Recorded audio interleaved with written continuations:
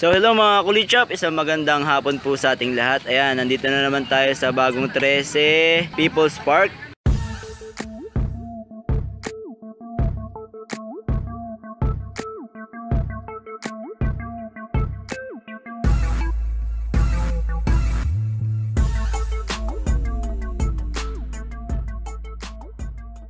Ayan, so meron nagpa-practice ng motor doon at may nagpa-practice ng mga sayaw doon sa kabila.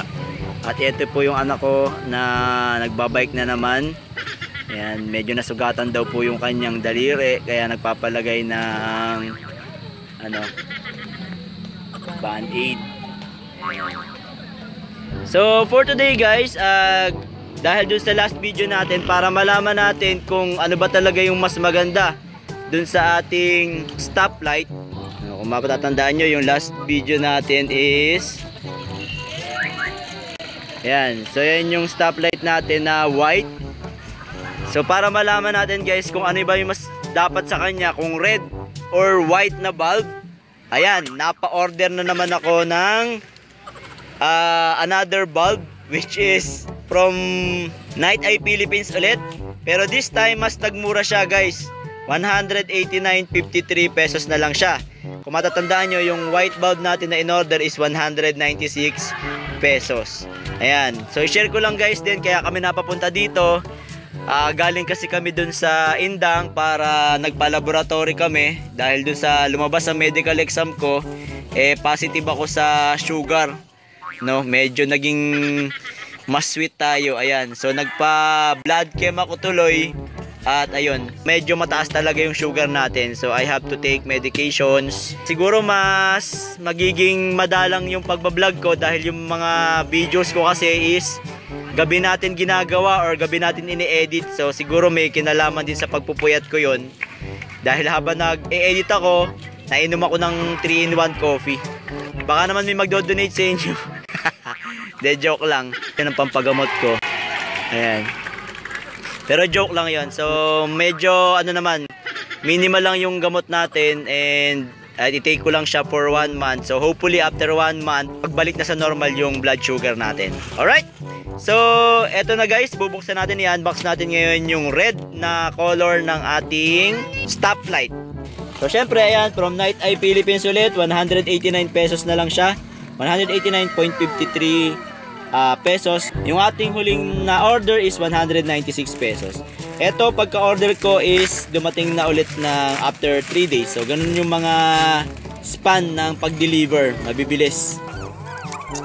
So ayan yung pinagkaiba niya dun sa dati natin is white talaga. Kita nyo naman yung dati white color. Ito may ma-red na itsura. And then same din dun sa puti natin, 1157 na double contact. At yung notch niya, ayan, yung magkahiwalay.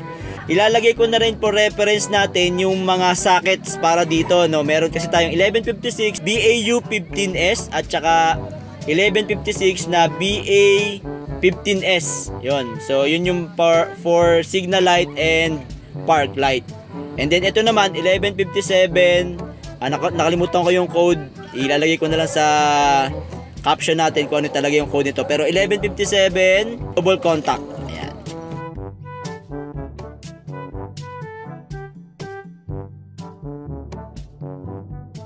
So tara, testingin natin kung ano yung mas maganda doon sa dalawa, yung white ba or itong red. Nasa sa inyo rin kung ano yung mas maganda doon sa dalawa. Comment down below nyo lang po kung ano yung mas prefer ninyo na color ng stoplight natin. Alright, punta tayo dun sa likod. Alright, so habang naglalaro po yung anak namin, ayan. Papalit na po tayo nito. So same procedure din po. Tatanggalin natin tong dito muna para mas madali. So again, from Night Eye Philippines. Baka naman, no, Night Eye Philippines, nakakadalawang order na ako sa inyo nito. So order tayo nito para malaman natin kung white ba or red. Again, bunutin lang natin and then twist and turn and pull, twist and pull. So ayan guys yung difference nila. Okay, isang red and ito pure white. So try natin tong red. So gaya ng dati, bago natin i-secure, test muna natin yung park light. Alright, so park light. Ayan, so hindi siguro makita masyado sa camera, pero yung red kasi guys is mas reddish yung kanyang effect. Hindi ko alam kung makikita eh, bakit siguro out of focus. Try ko nang walang flash. Ayan, so park light natin, wala akong flash para makita natin yung difference. So mas bright na red yung ating red na bulb. Ayan. And then dito sa kabila, mas lighter yung kulay niya kasi white na bulb yung gamit natin. So for me, medyo mas pleasing sa eyes yung red. And then try naman natin sa brake. Okay, ayun. Isa pa. Isa pa. Okay. Ayan, so on my assessment, mas ma-red talaga tong kulay na to, no? Kita na nyo naman guys, ito nga kabila, red naman siya, pero light yung nagiging effect niya. Unlike dito sa red na bulb, na mas reddy siya, and then mas appropriate para sa stoplight. Ayan. Unlike dito, dahil medyo nagiging orange nga sa yung kulay, medyo orange, light orange. So parang nahihilin tulad siya dun sa dark na color ng signal light natin. Okay, natin dun sa may flash. Ito yung may flash. So kita pa rin naman, no, kahit may flash, mas brighter pa rin to, mas darker, strong red ito. Strong red ito kaysa dun sa kabila. Ayan. So parang mas prepare natin ngayon na gamitin yung red talaga na bulb. Mas appropriate siya, mas maganda. Hindi naman nawawala yung pagka bright niya. Kitang-kita pa rin at mas ano pa nga siya, mas kitang-kita lalo na red. So dahil dyan, ibabalik na natin, papalitan na natin yung white na bulb natin.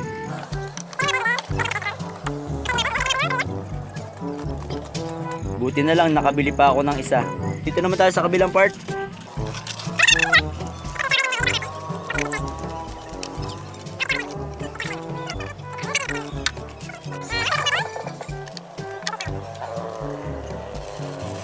So red guys, red.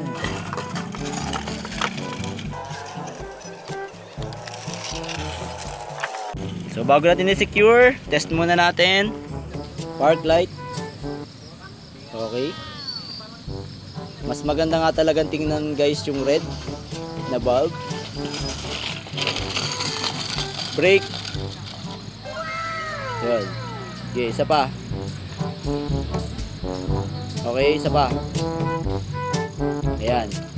So mas appropriate talaga siya for stoplight dahil red, mas red talaga yung kulay niya, and then hindi light red, hindi yung medyo orange, so darker red siya. And then pag nag brake naman tayo, kitang kita naman natin yung pag brighten nung stoplight natin. Okay, so secure na natin guys. So madali lang ulit, babalik lang natin yung dalawang tornilyo.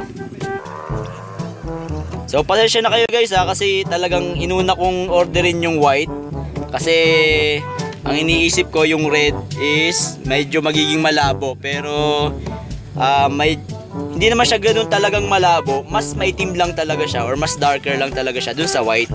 So depende siguro sa assembly ng inyong stoplight, kasi minsan yung ating pinaka plastic or pinaka cover sobrang dark naman ng pagka red niya.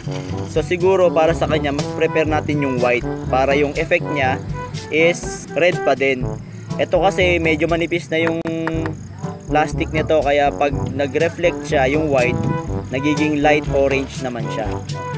Medyo pa orange na yung kulay. So unlike dun sa red na mas pinapatingkad niya yung red dun sa red bulb. Alright, so final look tayo para sa park light. Ayan. Then stoplight. Alright. Stoplight. Alright. So mas maganda siya, mas match tuloy siya dun sa color ng ating third brake light na red. So kasi parang iisa lang yung color nila unlike doon sa before. So ayun lang yung masasabi ko, mas prefer ko yung red na color. Mas maganda sa mata, mas pleasing. Yun. So may natira na naman tayong spare na bulb. Ayan, 3 na ngayon sila. Actually, 2 lang kasi yung isa is yung dati pa nating bulb, no? So, I think hanggang dito na lamang po ang ating video. At sana po may niyambag na naman akong kapaki-pakinabang sa araw na ito. At sa mga hindi pa po nakasubscribe, subscribe lang tayo sa Kulit Shop. Ang shop na makulit pero walang physical shop. See you in my next videos. Bye-bye!